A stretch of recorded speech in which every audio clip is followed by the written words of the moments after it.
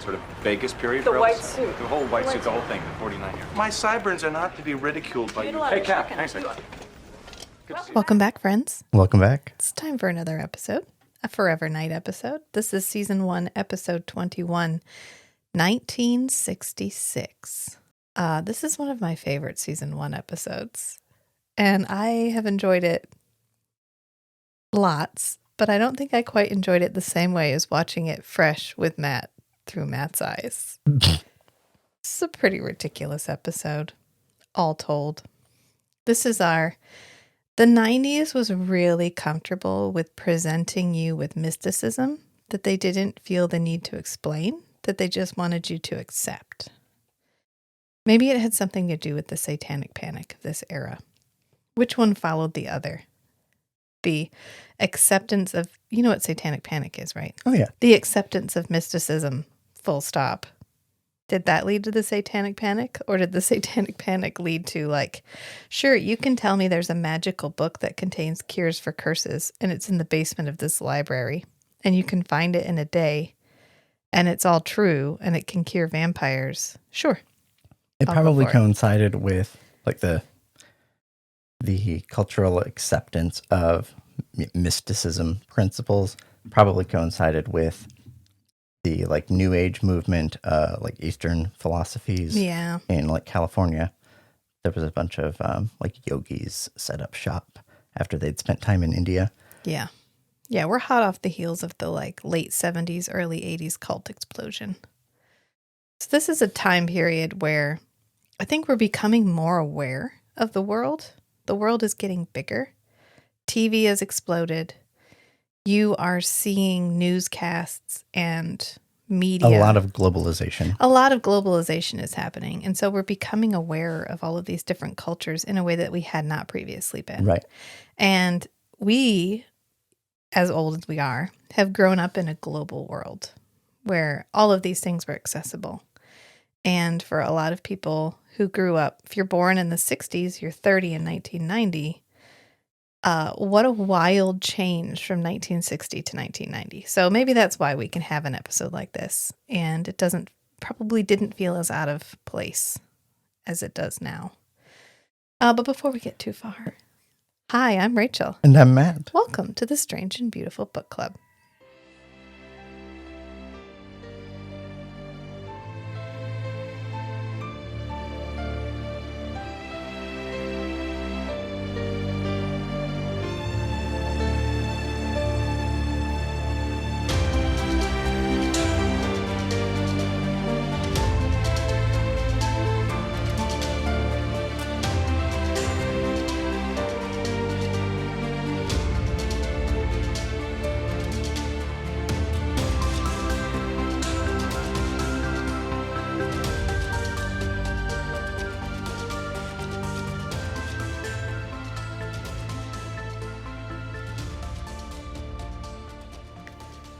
So the reason we're chatting all about this, because the main theme of this episode is really the flashback. We have Right. This episode is 90% flashback and 10% present day rather than the other way around. the normal formula. Yeah. And the flashback really focuses on Nick trying to find this book that he has supposedly been searching for a really, really long time. And he's finally narrowed it down to East Berlin.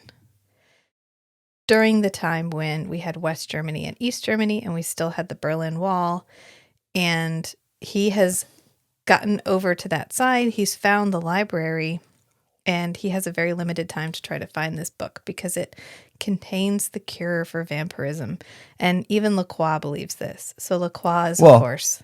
LaCroix is convinced of Nick's confidence that this book contains the cure. You know, yes. And LaCroix doesn't actually care about the cure for vampirism.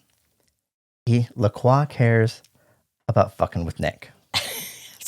And so LaCroix knows very confidently that interfering with Nick getting this book is the most effective, impactful manipulation that he can do right now whether or not he's actually preventing Nick from becoming a human again. It doesn't even matter if he believes it's in there or not. He wants Nick to believe it is because he wants Nick to believe like he took it from him. He wants Nick to feel like he almost got it, and right before he had it in his hands, yoink.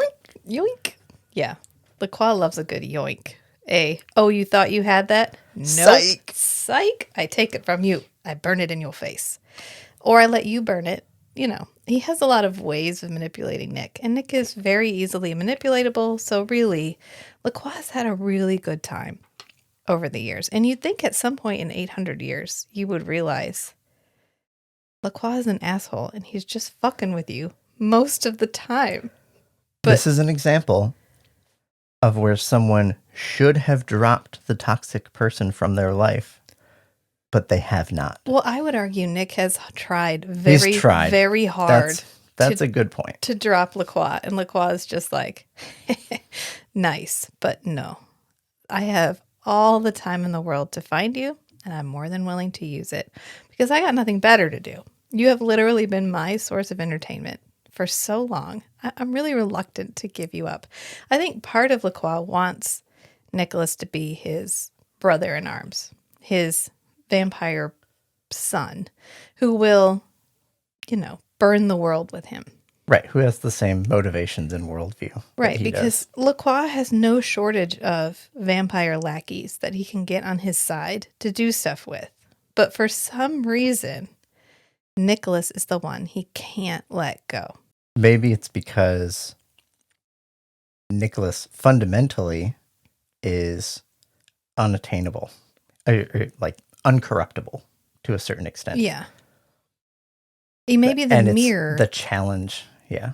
Yeah, he may be the mirror that LaCroix doesn't want. No matter how old I am, no matter how much I've done, I still want to be a better person. And it reminds other vampires of the fact that they don't have to accept who they have become. They can strive for something better. Right, they've pulled themselves far enough from their humanity that they can't even see it anymore. Right.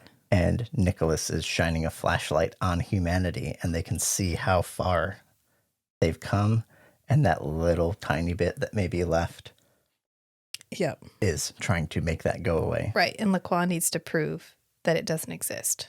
So Or that it doesn't. It's it will never work. ultimately futile Yeah. and useless to even pursue. Right. That's season 1 LaCroix and season 2 LaCroix. Season 3 LaCroix gets framed a lot differently. And when we get there, we'll discuss that. He's much less, my entire purpose is to fuck with you. And much more, I just want a companion who I perceive as my equal. And I just wanted you to be my friend and my son. And I could never seem to connect with you, no matter how hard I tried. Like a psychopath was trying to make a best friend and just kept killing small animals and being like, I brought you a gift. And Nicholas is like, what the fuck? But LaCroix's just like, but I did this for you. That's kind of how they reframe him, is much more of like he didn't know how to have a son. And so this was his attempt. And he's just tired of fighting with Nicholas. And he's ready to just be friends. But when we get there, we'll get there. In the meantime, we actually start in present day. Even though we're going to spend most of our time in the past, we start in the present day. And Nick is wearing one of my favorite outfits of season 1, which is the black pants, black button-up shirt combo. Not the bacon shirt, just straight black. So no silver zigzags. And he must have had a jacket on because he's got his shoulder holster on. Like he had a jacket over it. Yeah. But he's in the precinct, so he's not wearing his jacket. For once, he's not wearing his jacket, even though he always wears his outside jacket no matter where they go. And Natalie gets taken hostage like immediately in the episode. So the setup of our crime isn't a murder. It's a hostage situation. And Natalie's the hostage. And this guy actually has like a noose tied to his shotgun. Right. So the shotgun is always at the right distance and pointed toward Natalie. Right. And she can't run away. If she does, she could set the gun off. So that's how we start up. And Skanky is there and Nick is there. And we get the implication that Skanky is only there because he's covering a night shift detective. That's why he's here so late at night. And he's like, remind me next time to tell them no. Like, I'm not going to do it. And so he's trying to sit at this guy's desk, and this guy's desk is wildly unorganized. And so he goes to pull the drawer out, and the whole drawer falls out. And Skanky's like, he'll be back in 3 days. I could just leave it like that. He won't notice. It'll be fine. And Nick's like, pick it up. So Skanky ends up getting down on his hands and knees, which this is, of course, it's necessary for Skanky's role in the plot, is this whole exchange. The drawer, getting down. And right before that, we find out that there is a group of people in the lobby. And they're Korean, apparently, because that's what Nick speaks to them when he comes out. And he's like, well, why are they there? And Skanky's like, oh, he uses the words like gangbanger, some homeboy. It was a very 90s exchange. Right. Where we were really using terminology that would be considered offensive now. But it's the 90s. I don't know how you want to take that. It just is what it is. We can't go back and retcon these recordings. Language was what it was at the time. But this gunman wants his brother, Jimmy Lee, to be released. And he's being held in the prison in the precinct. Yeah. And I think we should rename Captain Stonetree to Captain Stone-Faced in the Face of Danger. Because we're just coming off an episode where he just coldly, casually talked to this guy who was trying to kill him. And now we are in another situation where someone's trying to kill Natalie, and he's like, "Sup, man? How's it going? So you got a gun there. What you gonna do with that?" It's a little weird. He is so calm. He actually baits the gunman at one point. And Nick is also calm, but Nick isn't going to die. This isn't a situation where Nick is going to die. Unless someone starts threatening to shoot people with a crossbow, he's gravy. Nothing's going to happen. And so, of course, he's calm, but so is Stonetree. And so Nick appoints himself hostage liaison. Right. He just starts talking directly to the guy. Yeah. And showing no fear. And so it kind of puts the guy off a little bit. Right. As does Stonetree. And then we go to the flashback, which but Nick approaches him. Yeah, he starts walking towards him. He's like, we're all hostages. Stonetree just kind of leaning back with his arm on the counter like, we're kind of in the same situation now. Yeah. You're in the same situation as us. You don't think you're Because this place is surrounded by people holding you hostage. Yeah. He's like, you're not getting out of here. You realize that, right? And then we go to our flashback. But then Nick approaches him. Yeah. Whereas Stonetree's more just observing and Poor commenting. Natalie. Natalie's like, please don't fuck around right now. Like, I am not Stonetree. I am not Nick. I have a noose around my neck, and this guy's going to shoot me in the head. Can we all stop playing who has the biggest balls right now? Right. Seriously? And like, no qualms. Nick, like, wink, wink. If you need to do something that might expose you, I'm okay with that. I'll help you cover up. I am absolutely okay. For the first time ever, Nick isn't willing to just vampire run his way into this. He's like, oh, I'm going to try to finesse my way through this. And Natalie's like, I really wish you wouldn't. Natalie, I'm trying so hard to do it the human way. See how good I am at this? I'm good at the human way. He does try to hypnotize the guy. He tries to make him afraid by using hypnotism. Because that's when he says we're all hostages here. And we go to our flashback, which I don't know how this flashback is related. The fact that they're all hostages? I think we put so much work into this flashback, we needed an elevator set for the main story, for the present time story. We couldn't have a ton of extras. We couldn't have a set that we had to move around in. We probably had to get the filming on that done all at once. So they just stay in one area. And so I think this was the most convenient way to do that, but it doesn't really relate to the flashback all that much because we kind of tangentially move to Nick is looking at some books and somebody holds the end of a mop up against his back. And he's like, don't move, because they all have German accents. They're all speaking English in a German accent. That's how we know we're in Germany. In Germany. Instead of like communicating that we're in Germany explicitly and then just having everybody speak English Right, which this is filmed, 4 years after the Berlin Wall came down? Not that long. I think it was 1989. If I'm wrong, I'm just really sorry. But I know it's right around there.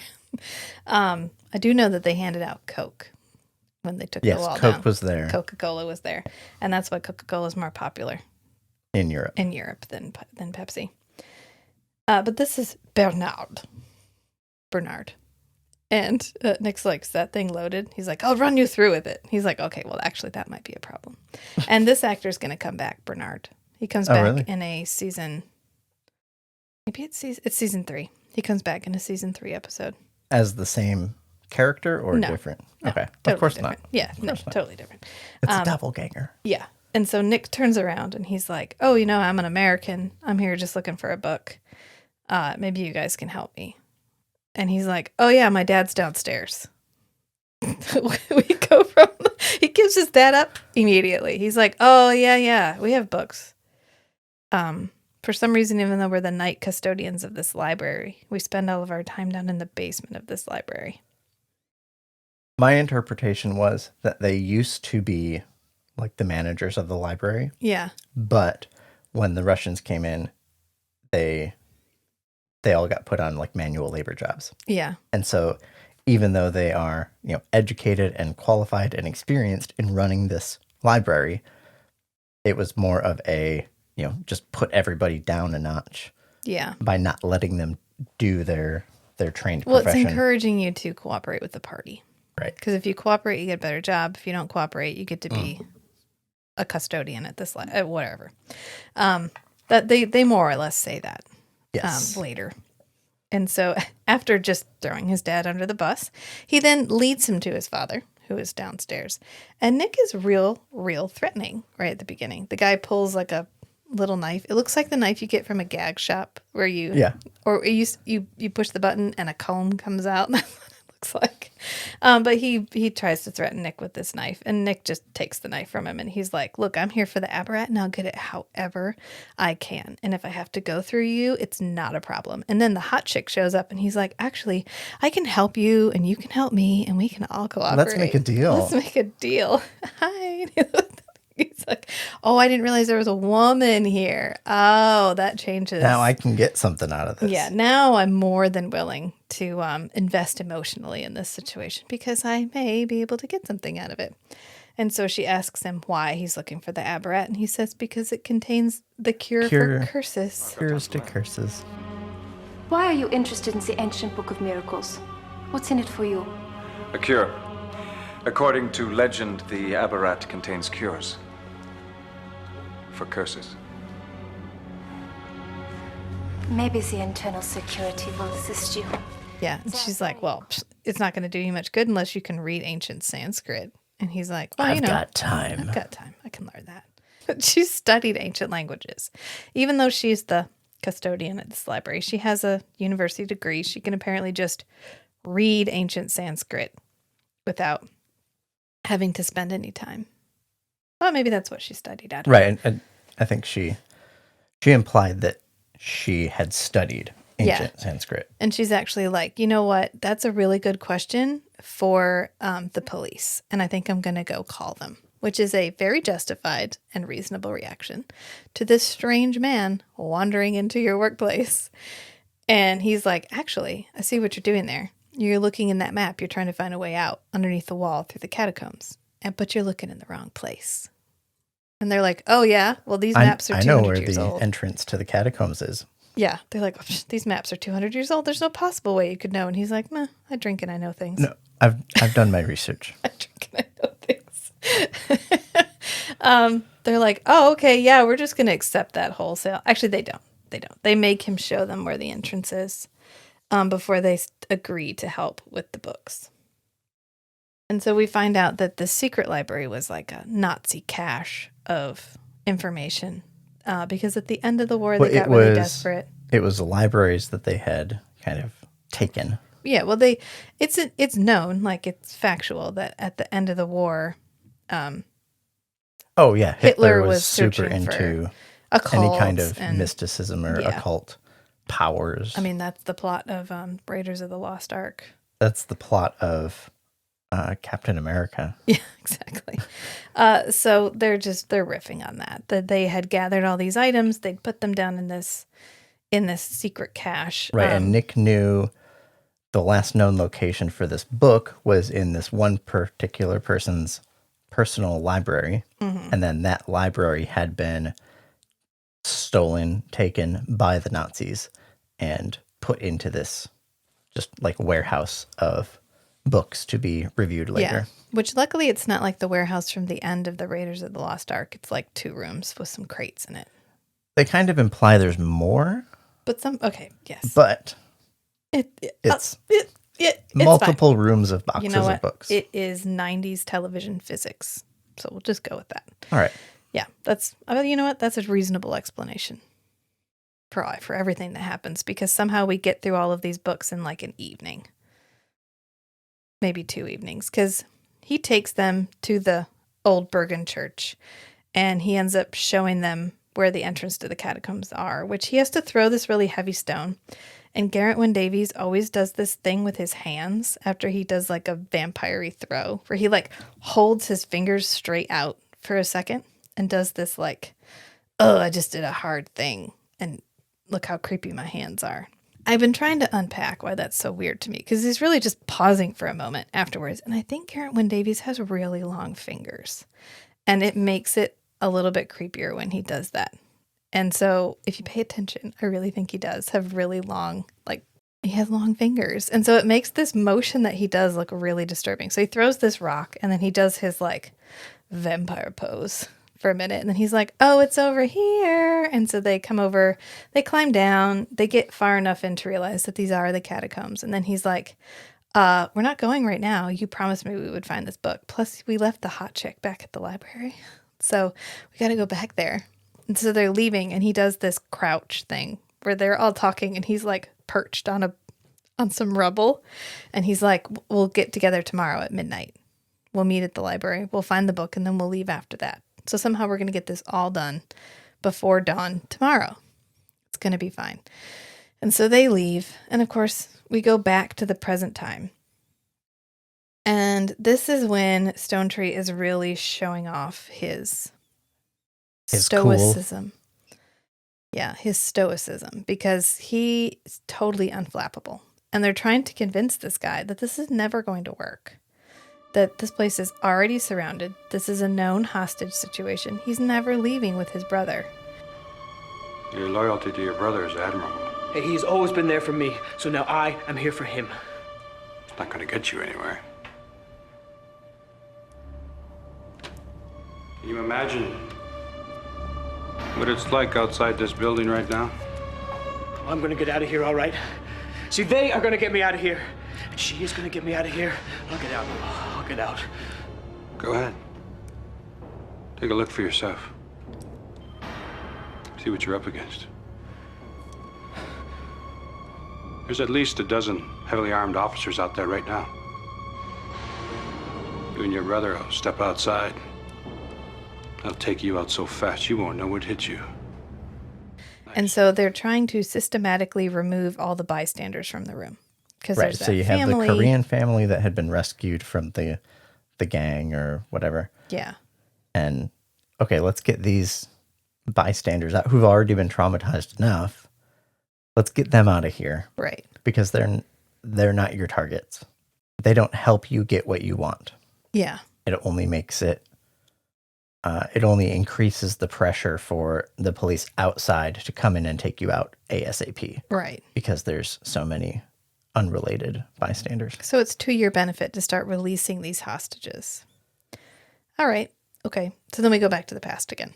And so they've shown up at the library and they're doing some research. And of course, LaCroix's there. And we got a glimpse of him previously, but now he's up to shenanigans. So he's reporting them to the police. Right.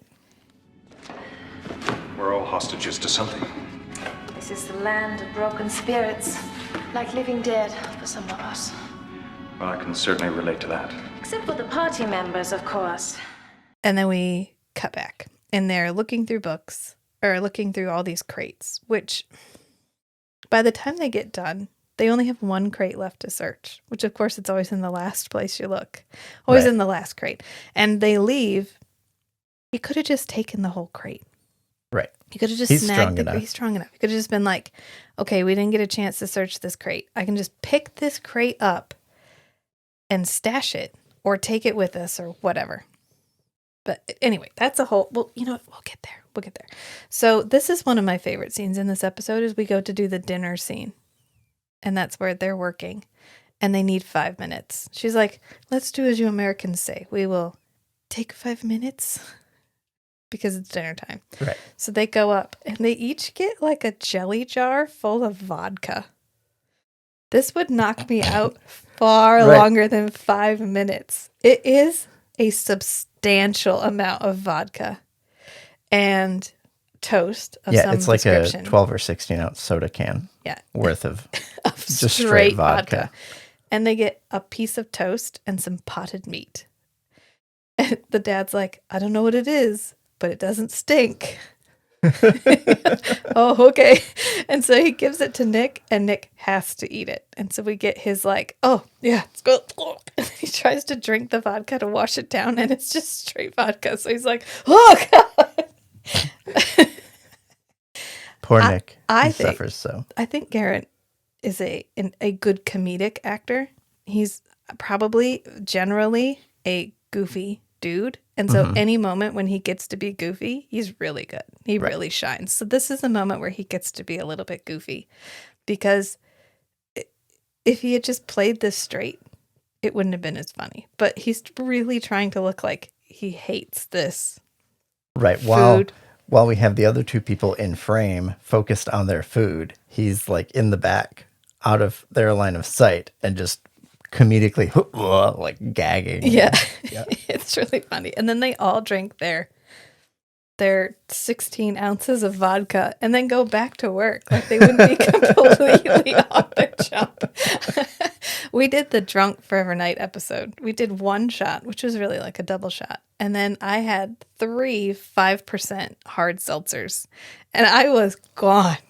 If you gave me this cup, this giant container of vodka, and I drank it at lunch, you couldn't expect anything from me for the rest of the day.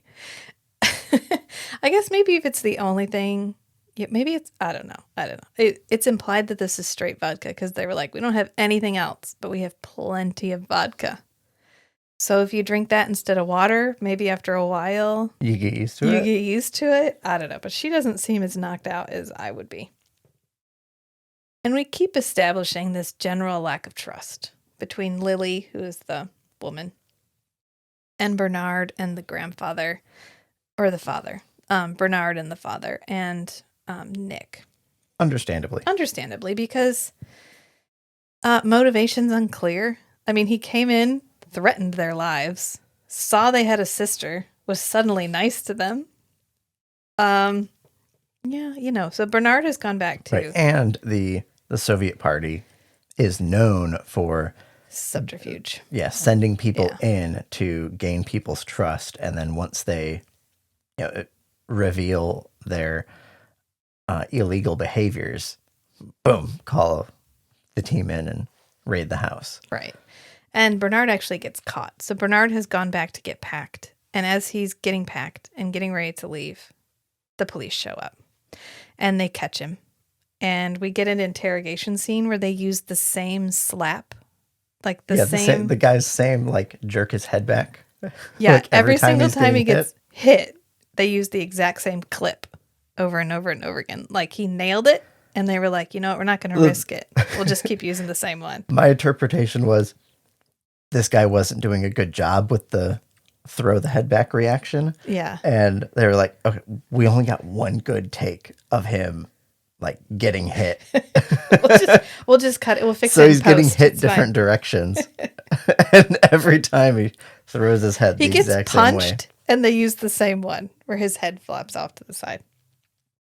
And then we cut back to Nick at the library. And this is where Lily is looking at this parchment. And I only bring this up because she's talking about how this references the Aberrat. So maybe they're getting closer. And he's like, oh, really? So he sits down next to her while she's looking at it. And then he stares at her for like 5 fucking minutes. He is just maintaining eye contact with like her cheekbone and her eye, like her side eye, for so long. And I have to give Lily credit. Every other woman immediately is falling all over themselves for Nick. She is not. She looks uncomfortable with the amount of attention that he's giving her.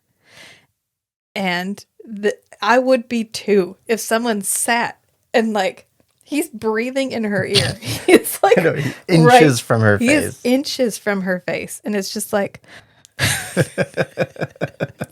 5 minutes while she's trying to talk to him. And then she actually threatens him. She's like, you know what? I really hope you are our friend. Because one, you're wigging me out. I got to say, this proximity is a little, I'm down here alone with you. And I just realized that. And I'm a little weirded out. And if you do anything to harm any of us, I'll kill you myself. I hope you are not trying to deceive us, Mr. Thomas. The same applies to you, Lily. But then you'll just have to trust me. I hope that you are telling us the truth. Because if you are not, if you are a member of the secret police, if you do betray our trust, I will kill you myself. FYI. And he's like, duly noted. It's the vodka. It must give her some kind of protection against his charisma. Yeah. There's a book series I read where if they're inebriated, they can't be like vampire hypnotized. It doesn't work. So maybe it was a defense mechanism. I was just like, in my notes, it says, what the fuck, Nick? Look away. It's just like, it's so weird. And then we cut back to the present. And this is where this episode really got going because we were laughing so hard from the stare to the end. Because when we cut back, things have escalated. And this guy is finally... he grabs a gun from an officer and he starts shooting people. And he actually shoots Stonetree. And Gary Farmer does this like hands to the side, turn and flop. Whoop, like he spins to make sure he's falling on the mat. And then he just goes, whoop. We rewound it and watched it like 4 times. It looks like, sorry. I have it in my notes as the Stonetree fish flop because he just does like a whoop. And it's to prove the situation is serious. And of course it is. He just got shot. But just all respect to Gary Farmer. Love Gary Farmer to death. That wasn't choreographed well. Okay, we'll just put it that way. To his credit, he has to go around the corner of the desk. He's kind of at the edge of the desk. So if he fell incorrectly, he would have smacked the desk. Right. So he's really got to aim for his mat. And so he really does turn and check it. He's not a stunt stuntman. No, he's not a stuntman. And they maybe couldn't find a stuntman that, because we often use a stuntman for Nick. Right. I don't know what his name is, but he's got an amazing wig because he's always wearing the same like Nick wig, no matter how much Nick's hair has changed from episode to episode. But I don't think we just didn't. Gary Farmer's never out. Why would you have sourced and hired? He only exists in the mini mart and the police office, like the police precinct, and the junkyard where we met him last week. Oh, and so Nick like crouches down next to him and he does the like grab Nick's shirt and he's like, remember the most important thing here. Nick's like, Natalie? He's like, no, fuck Natalie. The family. The Korean family. The people who are not in anyone's direct line of fire. Those people, they're the most important ones here. You have to get them out. Natalie's just quietly weeping over in front of the gun. We got plenty of coroners. Grace can take her job. It's fine. It's fine. But not that family. Sorry. And this is when we get the world's most repeated slap scene right here. Because we're interrogating Bernard. And Dad has gone to find Bernard. And he goes and realizes there's a bunch of police cars outside their house. So, they have been told on by somebody. And the only obvious person for that is Nick, which is, of course, what LaCroix wanted. He wanted to break them up. But it's actually LaCroix. It's actually LaCroix, because LaCroix wanted either to break up whatever Nick was doing or just throw Nick a curveball and see how he handles it. It's a growth opportunity. It's a growth opportunity. How well has Nicola improved on handling and a false sense of betrayal among his friends. Yeah, let's see. Let's see- put him let's in just see what he Let's does. drop him in this fishbowl and see how he swims. It'll be fine. Popcorn eating meme. He's actually in the apartment, and the police guy is like, "Oh, I'd really like to get my hands on this American. I'm going to interrogate him too." And LaCroix's like, "You're not going to be able to get him." And he's like, "Oh, that's You know interesting. him? You know him? Maybe I should interrogate you." And LaCroix's like, "Oh, please." The American is mine. After we interrogate him, you can do whatever you please with him. You will not be able to arrest him. Oh, you know him. Perhaps we should interrogate you. Try. I want to In live his my life. sotto voce. I know. I want to live my Try. life sotto voce, like LaCroix. It just, I'm never going to speak loud enough for anyone. I'm just going to be like, yes. What do you want? Do you want whipped cream on that? Maybe. Just sotto voce everything. And try to always make profound statements. Yeah. Everything's like a philosophical rant for absolutely no reason, just in everyday situation. We know actually we do that already. Never mind. We just don't do it sotto voce. God damn. All right. Well, so poor Natalie, who is not important here. I want everyone to remember that. From Stone Tree's perspective. Yeah. And Nick's, because he makes he's kind of trying to free her, but he's also like, I'm right here. I could probably move fast enough to stop anything that happened, until the guy pulls out a grenade. And Natalie looks really worried, which she shouldn't. She's the only one here who knows for a fucking fact that Nick can survive a bomb. Right. Because that's how they met. He jumped on a pipe bomb to save a family. And he put himself back together in the little body bag. So she knows for sure he's going to be fine. But she's like, oh, no. She could be worried for herself. That would be fair. Right. Yeah. Like, is his body going to absorb enough of the blast to protect the Her. other people around? She's also still roped to a gun. So Nick does manage to get Stone Tree and the family out by pushing the gunman. He's like, you know what? A sign of goodwill would probably go a long way here. Maybe we should get the family and Stone Tree out because he's injured. Although another cop also got shot. But yeah, fuck that guy. Let's get Stone Tree out. The wounded. I think he just says the wounded. So they take the wounded and the family out. Now we're back in the past again. This must be really disconcerting for Natalie because he'll be talking to the gunman and then he must just drift off. She's like, no, Nick. Keep it Come back. together. Come Come back. back. Come on back. Listen to my voice. Right now. Stay in the now. Stay in the now, Nick. Chained to a gun, Nick. But it doesn't work because he goes back to the past. And this is when they're like, we have one last crate. It's not a big crate. It's like 18 inches by 24 inches. It's a rather small crate. He could have just ripped it open and been like, oh, that one looks like it says Aberrat on the cover. There's probably like 6 books in it. It wouldn't have taken, but anyway. That's beside the point. It's 90s physics. We didn't have time to do anything with this crate. It was chained to the table and we couldn't. It has a it. plot device on it, which makes it too heavy to lift. Yeah. And impossible to open. Yeah. And then we go back to the present. We're flip-flopping quick now because we're getting into the climax of both things. And the guy's like, you know what? We're going to sit here until you get me Jimmy, and then we're all going to take a walk in the sunshine. And he pulls the blinds back, and like a shaft of early morning sunlight Right. This comes has through. gone on long enough that it must have been like 8 or 9 hours. No, I this think point? it's because that's why we established that Skanky was working the night shift. Oh, it wasn't like the beginning of... Right. Because day he's or working whatever. the whole night shift. And he's like, oh, it's the witching hour. You learn to love it, especially if you have no choice. So we're obviously right around 3 o'clock or so. So this could have been an hour or two that this has been going on. And now sunrise is coming.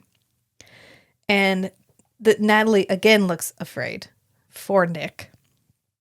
Natalie, you are chained to a gun. Your priority right now is yourself. Stop looking at Nick like, oh no, what if they find out about Nick? Who gives a shit? Who gives a shit about Nick right now, Natalie? And Nick does the little like look down and think like, oh no, like calculating. What am I going to do? And then we go back to Germany and it's time to escape. And so they have to get Bernard. And Nick is like, okay, I'm going to open this door. I'm going to punch this dude. You guys go to the catacombs, and I am going to get Bernard and meet you there. And they're like, okay. I mean, he's their best opportunity to get out of this. Right. And to get Bernard For them, back. worst case scenario is Bernard dies or gets left behind. Nick dies or gets left behind. And they get out. Yeah. Getting 2/3 of the family out is an acceptable compromise. Yeah. And so he sneaks them out the back way. He opens the door, punches the guy, rips the lock off a door. And they're like, hey, wasn't that locked? How did you? And he's like, never mind. Don't even think about it. Shh. How did you? Never mind. Let's go. It happened. Don't worry. It's going to get way worse. And he lets them go so that they can go to the... Yeah, I'm going to give you a lot more things to ignore pretty soon. This is going to look like small potatoes in a second. Don't worry about it. And so he, of course, takes off to go get Bernard. Whoosh. Whooshes off. Literally takes off to go get Bernard. And so they've loaded Bernard into this car. The guy hears like a thump on the roof. I don't know that he even hears anything. He gets out to smoke a cigarette. Well, he gets out and he turns I around. think we hear a thump, Yeah. but he's just getting out, smoking. He's looking away. He gets out a cigarette. He's lighting it. And then he just turns around and shoes at eye level. There's feet on the roof because Nick has just landed on the roof of this car. And he like punches the guy. Which, does that make him lucky number 15? Right, because I think he's vamped out. Yeah. Or, Oh, yeah, because he looks up and Nick is all like down at him. And then he just knocks him out. So unless he kills him, which he contends he hasn't killed anybody in 100 years with his teeth, I want to point out. right, that's my qualifier on Yeah. Nick's statement that he hasn't killed anybody. Right. He hasn't killed anybody in a vampire way. Right. The human way. Yeah, but he's allowed to do things the human way. He can murder like a person, but he can't murder like a vampire. Right. It's an important distinction. And then he gets Bernard out, or they drive. And he's like, sorry, I'm not used to driving. Okay, Nick. And then he gets him out. And he ends up hypnotizing him into sleep and then taking off with him because he has to fly to the catacombs.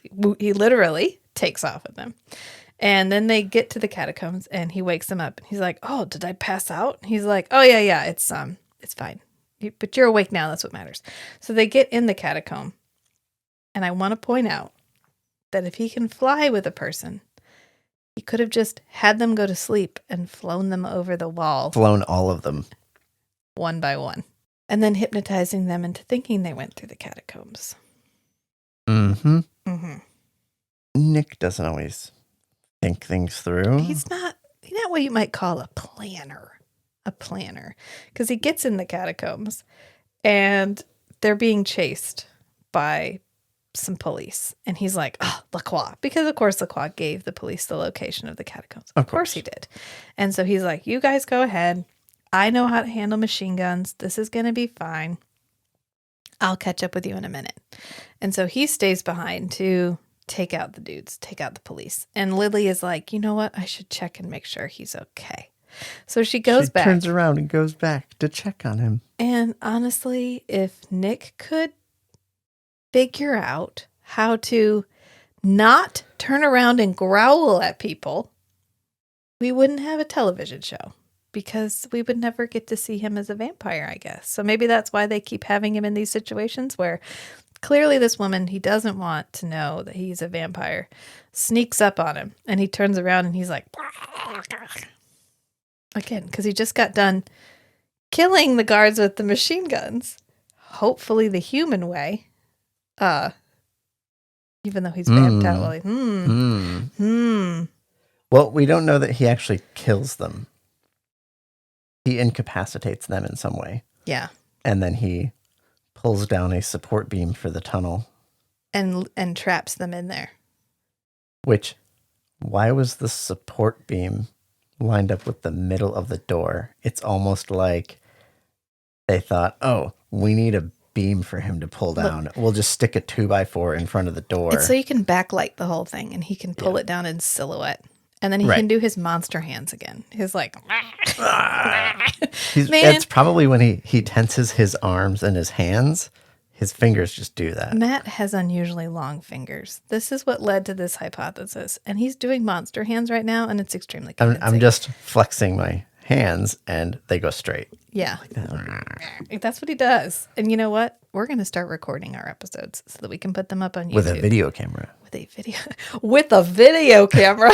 Hey, we're already recording. I mean, that's visually recording our episodes so that you'll be able to see Matt's monster hands. So, just keep an eye out for that.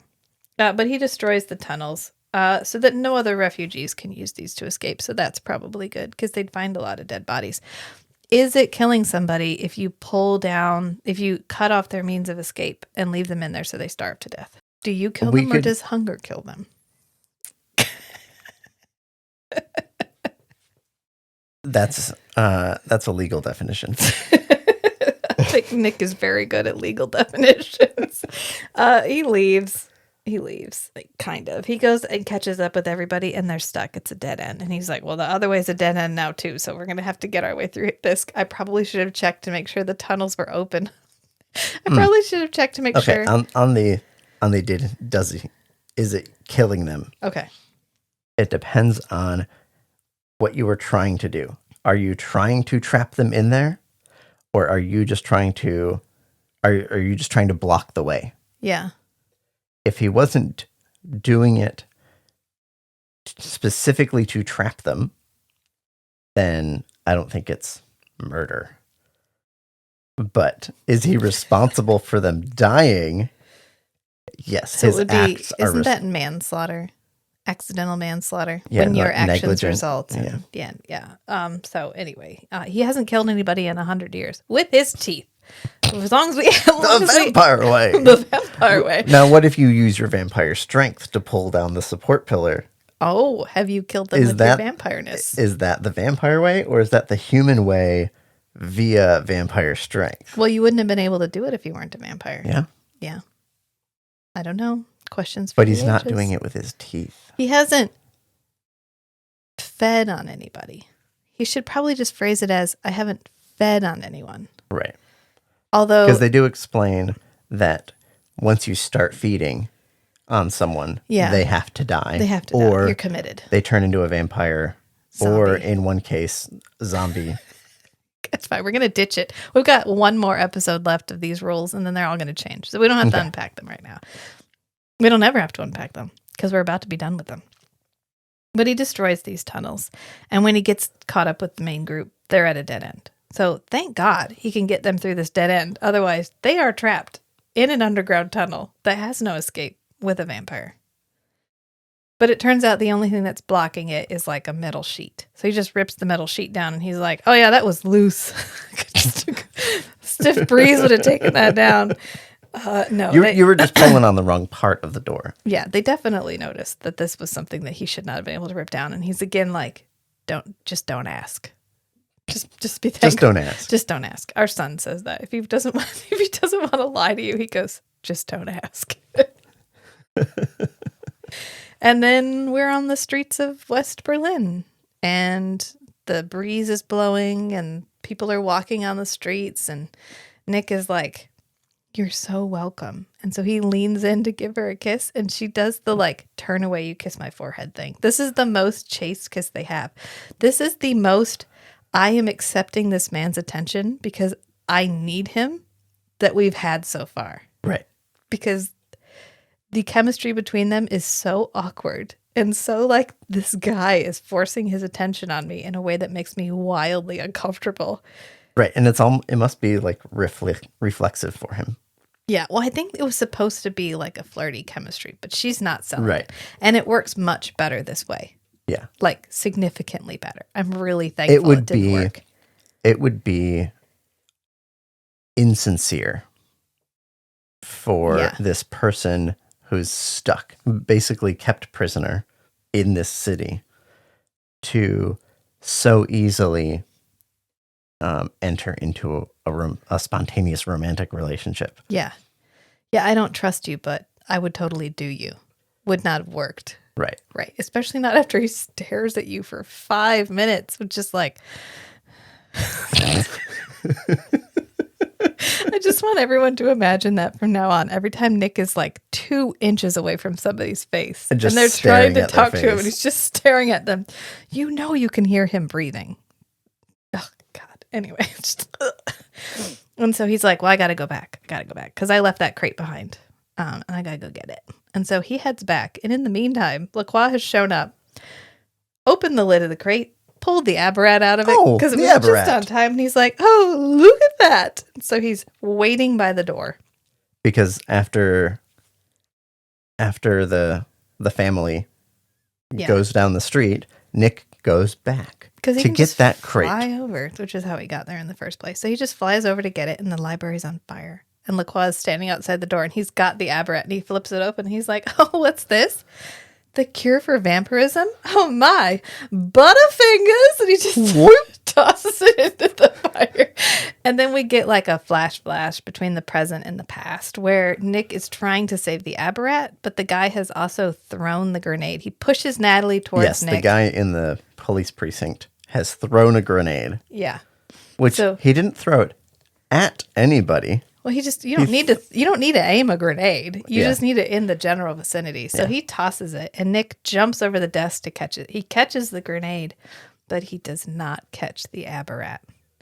So the Aberrat burns. And LaCroix is like, oh my God, I am so not sorry. He does not gotcha.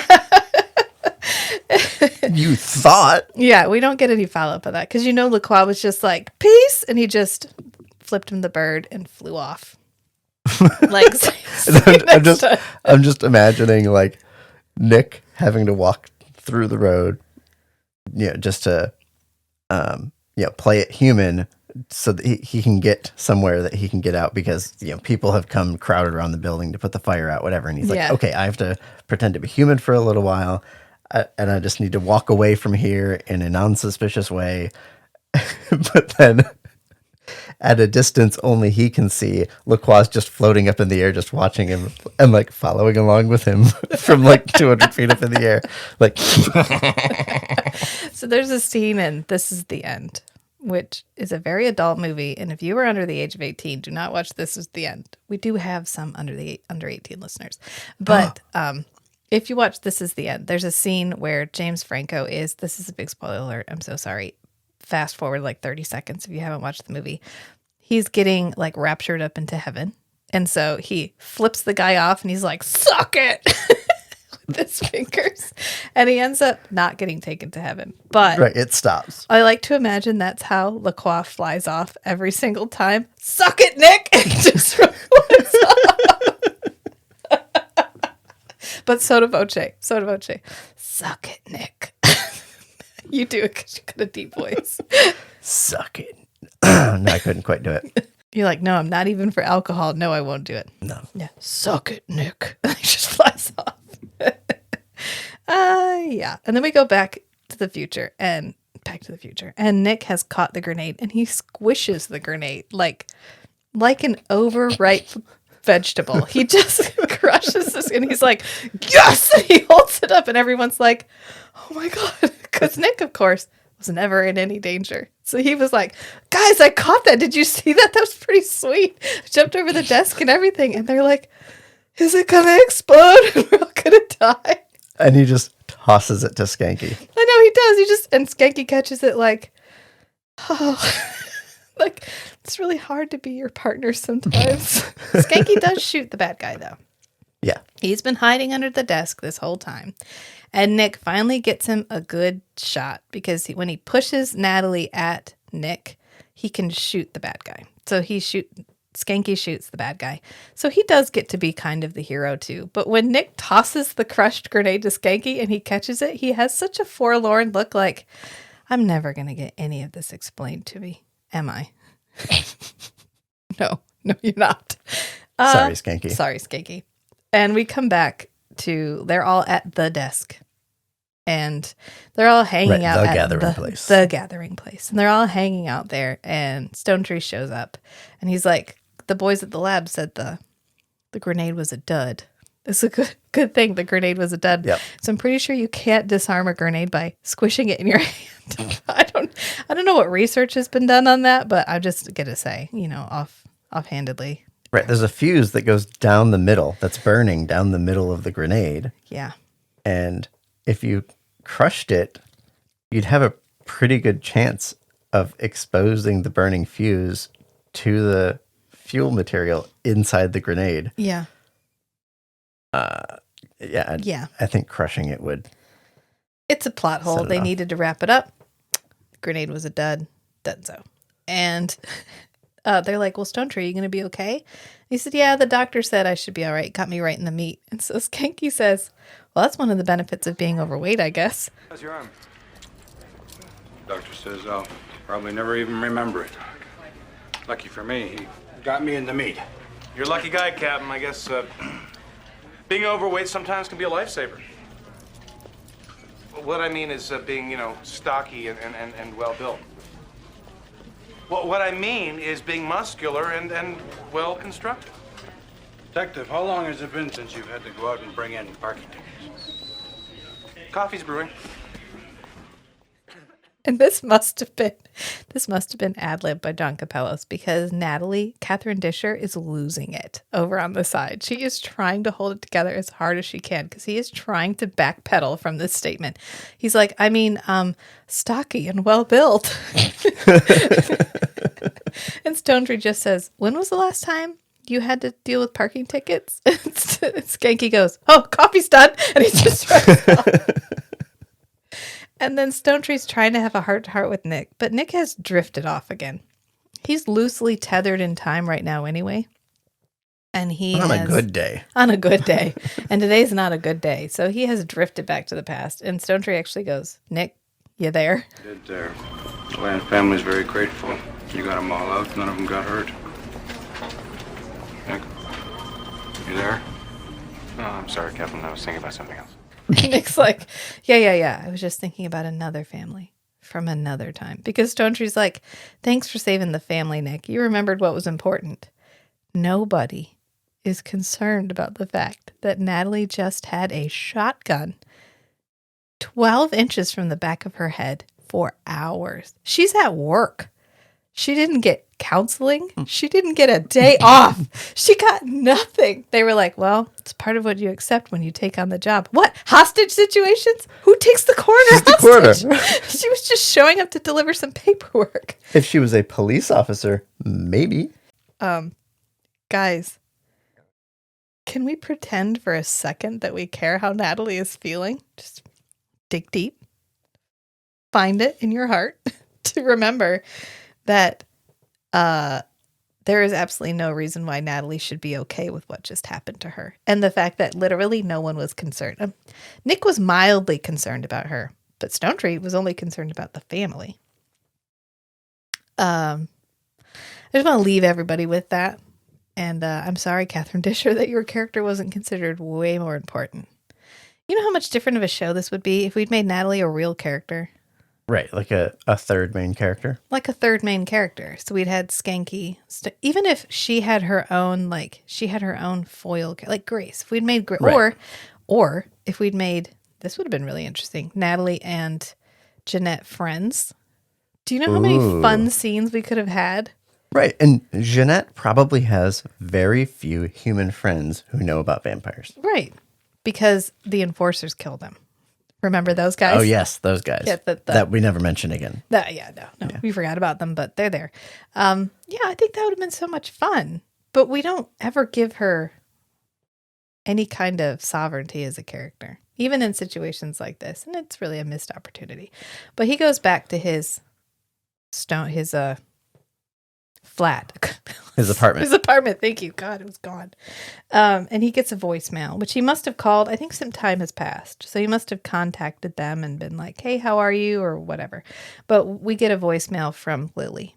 And she gives us an update. Bernard got to be an engineer at BMW. And her dad is still alive somehow. And she's doing good. She named her first son Nicholas. And she's continuing to look for the Aberrat because she knows he's a vampire and that's why he wants to be cured. And so she's trying to help him. He's not looking for the Aberrat at all, but that's fine. So thank you for continuing to try long after he's given up. And that's pretty much it, except that I want to point out he takes the bottle out of his refrigerator. He fills his glass and he sets the bottle on the shelf right next to his refrigerator and just leaves it there. And I wonder how often he finds bottles of rancid blood that he's sat around and just forgotten. Well, hold on. On the vein of bottles sitting out for a while, do you remember the episode where he pulled it out of the fireplace? Yeah. Yeah. He'd gone cold turkey on blood. Yeah. Feeding the beast. And then when he was just really jonesing, it's like, come on, you know. Do you think he was standing by his? Do you think he was standing by his gothic monstrosity of a mantelpiece, and he was just like, "Oh, there's too many cherubs. I don't know where to set it," and so he just like reached in and stuck it on the inside, and then forgot about it. Okay, that's part of why I contend that there's some kind of preservation process that vampires know how to put the blood through. Yeah. That makes it shelf stable. Because if they've been doing this for a long time, if it was more than like 60 years ago, there's no such thing as a refrigerator. Yeah, and Jeanette doesn't refrigerate have a cold hers. Box. Right. Jeanette has like a wine cellar. Right. Yeah. So it's probably shelf stable. We actually get a whole episode kind of unpacking some of their bottling habits, but that's not going to be until like the third to last episode. Unfortunately. I can't tell you about it. I'm trying to live a spoiler-free life. I think I'm doing pretty good. Mm-hmm. I warned everybody about the "this is the end" spoiler. Yep. Yeah, kudos. Thank you. That's pretty much it. We have an Instagram. Like I always say, I keep it updated. We have 120 followers now, which I think is pretty good. Mm-hmm. Every time I post a reel, I get the Trend Spotter badge. Trend spotter or trend setter? Trend spotter. I don't know what that means. And I don't agree. Kate's like, that's because you do stuff that's so different than everybody else. And I'm like, no, do I? Because I put a still image up. I put an effect on it. Maybe a little moving sticker and some music. And then I'm like, I made a reel and I posted. But apparently that's trendy, so I don't know. You just unpack that however you want to. It's fine. It's fine. I don't have any qualms about how you treat that suitcase.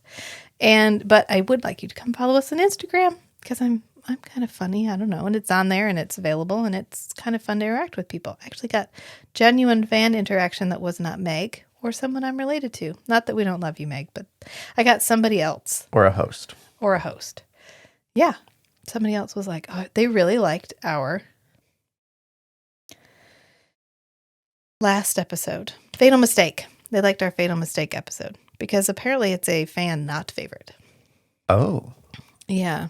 It's not my favorite. It's not my favorite. It's a dude episode and that's what we said and that's what they appreciated. So, it's accurate. So I stand by that. That was written by a guy. I don't know why men love to have this fantasy of a woman that pines for you for literally forever. But, flipping the script, we just read that book by, let's see, In a Court of Thorns and Roses, there's a guy who holds a torch for a woman for 500 years. So this is a common trope, I guess, male and female both. But honestly, that's not going to happen. You are a woman in a time when women don't have power. And you have just been given unlimited power and the ability to do whatever you want, complete freedom to be and do and go wherever you want. You are not like, I think I'm going to use every single one of my long years to hunt down that asshole that I knew for like 4 hours one time. You're like, well, an unfortunate thing has happened. Should I see him? I think I will eviscerate him and make his skin into a purse.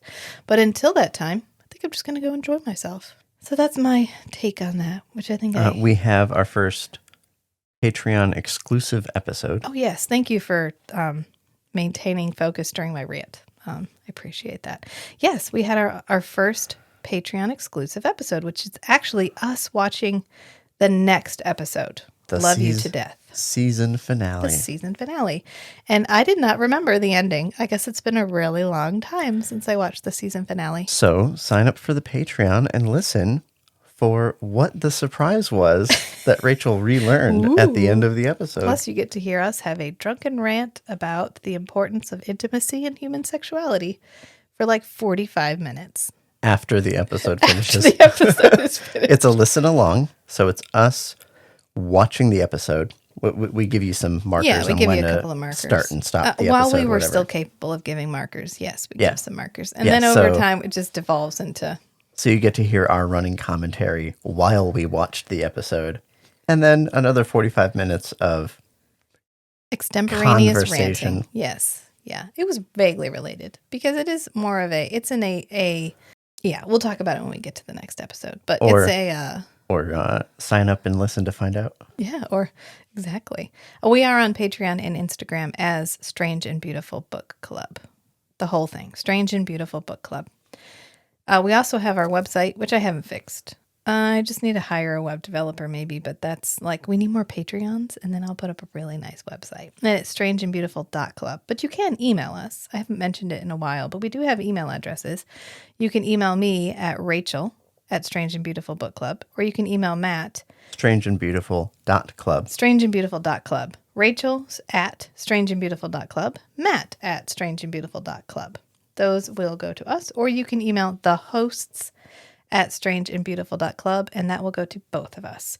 And we still have our recommendation form, so if you have something you'd like to see us watch or read, and we haven't watched or read it yet, feel free to go ahead and drop one in there. I want to know, would you guys like us to take a break and do something different between season 1 and season 2? Because we got that recommendation for Into the Flesh, and it's really good. And since The Last of Us just wrapped up, I feel like it'd be a good time to review some zombie content. Or we could just go ahead and crash headlong into season 2. I don't know. If you have an opinion, feel free to weigh in. Comment on the Instagram or send us an email. Ooh, can you do a poll on Instagram? Yes, I can do a poll on There you Instagram. go. Yeah, I did that for our 100th listener, which I'm still going to get a cameo from John Capellas because that was the only vote we got. Thank you, Meg. I just, I'm saving up the funds, which is actually super reasonable. I'm going to plug John Capellas' cameo right now. It's like $20 for a video, for a recorded voice message. And it's like $45 for a video message of 2 minutes. Oh, I mean, for John Capellas to personally record a message for you between $20 and $45, I was like, John, don't sell yourself short. I'd have paid twice that. So anyway, I'm just pointing that out. That's available. He's got one. I think Catherine Disher has one too. ooh. So you could get Catherine Disher or What John about Capellas. Garrett? No. Oh. No, he's too busy in his French hotel or being a Shakespearean something on the stage, too. He has a fun, varied career. They all do, but he's less. I don't know. None of them have social media presences in the way that modern actors do. And by modern actors, I mean young actors. They're Right. far more comfortable having social media profiles, unless you're Pedro Pascal, and then you just really love social media, apparently. I don't know. Anyway, I'm just going to wrap this up. So remember, sometimes the strangest things are the most beautiful too. So be who you are and love what you love. Until next time, friends. Bye. Bye. Hold on, give me that drink. I'll try the Suck It Nick.